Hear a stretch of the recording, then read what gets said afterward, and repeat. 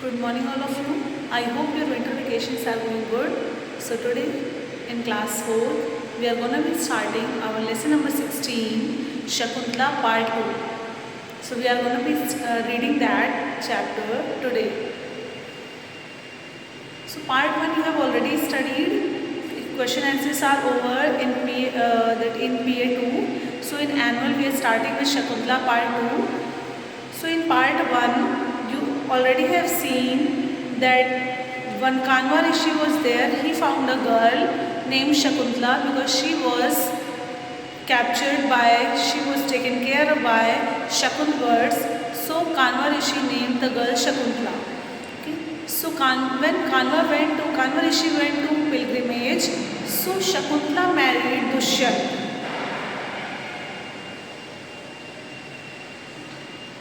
And after marrying to Dushyant returned back to his palace. So now the next chapter is Shakuntala part 2. In this lesson, Shakuntala was waiting for Dushyant. So we will start reading of this chapter first. After Dushyant left, read it with me, okay? After Dushyant left, a change came over Shakuntala. The cheerful young woman became quiet and thoughtful. She spent hours in thoughts. Her friends realized that she was thinking about her husband. A few days passed. One day, the most hot-headed sage, Durvasa, paid a visit to the ashram. Shakuntala did not see the sage as she was lost in her thoughts. He was greatly annoyed and in his anger he cursed Shakuntala. The man who has made you forget your duty will himself forget you. He will not remember you even when he sees you. Shakuntala heard this. So did Anasuya and Priyambada. They fell at Durvasa's feet and begged for forgiveness. At last, Durvasa took pity and said, I cannot take back my curse, but Dushyant will remember you as soon as he sees the ring he had presented to you. Days passed, but Dushyant did not come, nor did he send any messenger. Shortly afterwards, Kanva came back. He was very happy to hear of Shakuntala's marriage. Shakuntala was eagerly waiting for Dushyant's messenger to come and take her. But no one came and Shakuntala was sad. She now decided to go to the palace of Dushyant.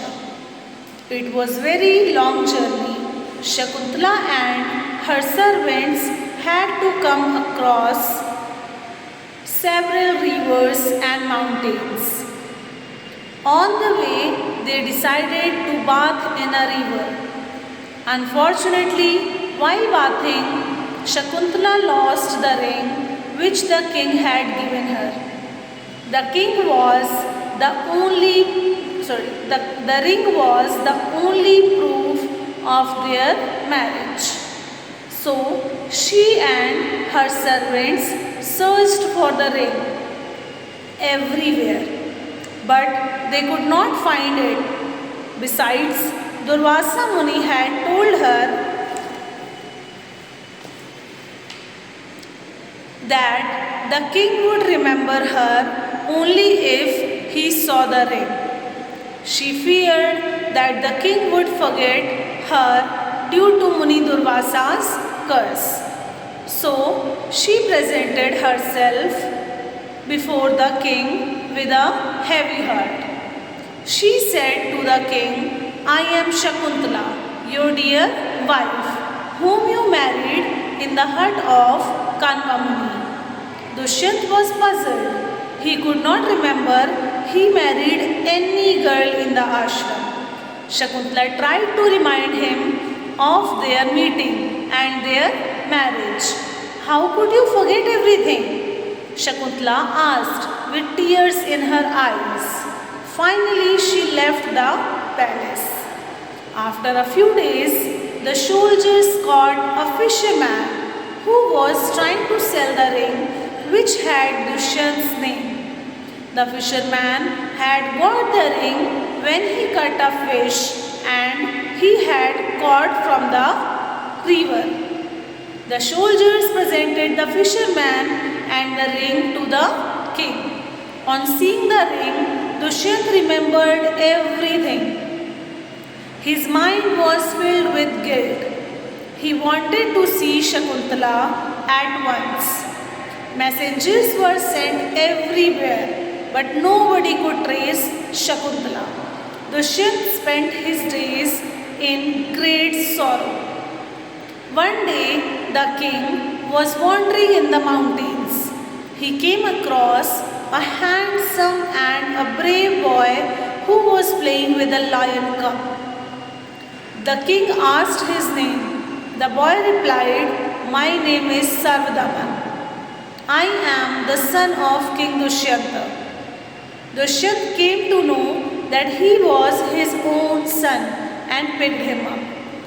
He just wanted to ask the boy about his mother. Just then he saw Shakuntala coming.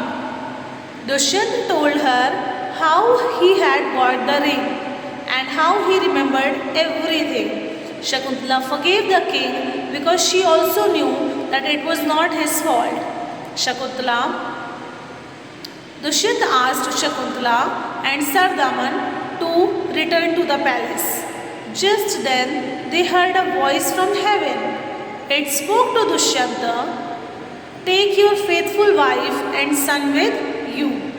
Your son shall be the greatest ruler of all the times. Call him Bharat." So this was the chapter number 16, Shakuntala, part 2. So now turn back the page because I am going to explain this lesson. Okay.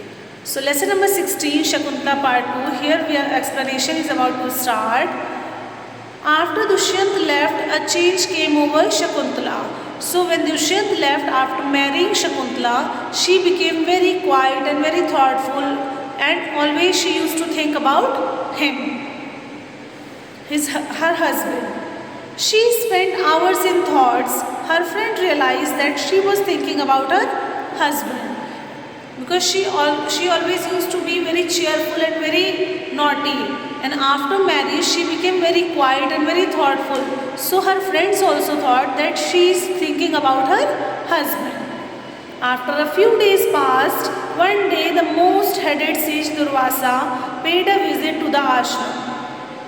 So when few days passed after her marriage, one day Rishi Durvasa came to pay a visit in the ashram. Shakuntala did not see the sage as she was lost in her thoughts. He was greatly annoyed and in anger he cursed Shakuntala. So when he came in the ashram, Shakuntala did not see him because she was busy in her thoughts. She was not able to see him. Then he got very angry because he did not get attention. So King Rishi Durvasa got very angry and he cursed Shakuntala. He cursed that the man who has made you forget your duty will himself forget you. Because of a man, you have forgotten your duty. So the man whom you are thinking about, he will also forget you. He will not remember you even when he sees you. So whenever you met him, he will not be able to remember you. Shakuntala heard this, so did Anasuya and Priyambada. So after hearing this, Shakuntala and her friends Anasuya and Priyambada, who were her maids also and friends also, they fell at Durvasa's feet and begged for forgiveness. So they begged to forgive them. Forgive Shakuntala.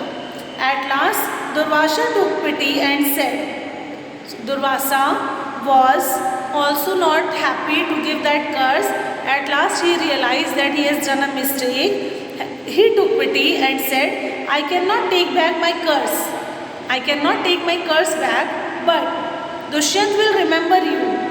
Where as soon as he sees the ring he had presented you. After marriage, when he was leaving for the palace, he gave Shakuntala a ring. In the first part we have studied there. So, as soon as he sees that ring, he will remember you. Days passed, but Dushyant did not come, nor did he send any messenger. Shortly afterwards, Kanva came back. So, he did not even send any messenger or he did not come. But Kanva Rishi from his pilgrimage, he came back. And he was very happy to hear of Shakuntala's marriage. When he got the news of Shakuntala's marriage, he got very happy. Shakuntala was eagerly waiting for Dushyant's messenger to come and take her. And Shakuntala, on that time, Shakuntala was waiting for Dushyant's messenger to come and take her to the palace. But no one came and Shakuntala was sad. But any messenger did not come. By this, Shakuntala was very sad. She now decided to go to the palace of Dushyant. And then she decided to go to the palace of Dushyant by herself. It was a very long journey. Shakuntala and her servants had to cross several rivers and mountains. On the way, they decided to bathe in the river. Unfortunately, while bathing, Shakuntala lost the ring which king had given her. So the ring which Dushyant had given her, she lost the ring in the river while bathing with her friends. The ring was the only proof of their marriage. So she and her servants searched for the ring everywhere, but they could not find it. Besides, Durvasa Muni had told her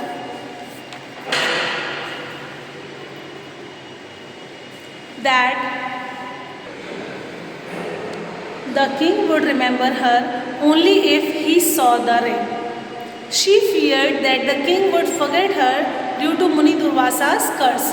Now she thought that the king Dushyant will never remember her because she has lost the ring which Dushyant had given her. So she presented herself before the king with a very heavy heart. So she was very quiet and very sad while presenting herself before the king. She said to the king that I am Shakuntala, your dear wife, whom you married in the hut of Kanva Muni. But Dushyant was puzzled. He could not remember anything because she was cursed that he will not remember her.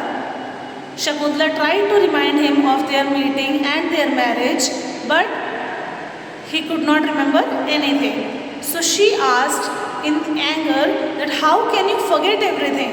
Shakuntala asked with tears in her eyes. Finally she left that palace. After a few days, the soldiers caught a fisherman who was trying to sell the ring of Dushyant, that ring which had Dushyant's name over it. The fisherman had got the ring when he caught a fish he had caught from the river. So today till here I am explaining it to you. So read it till here from the river. Thank you.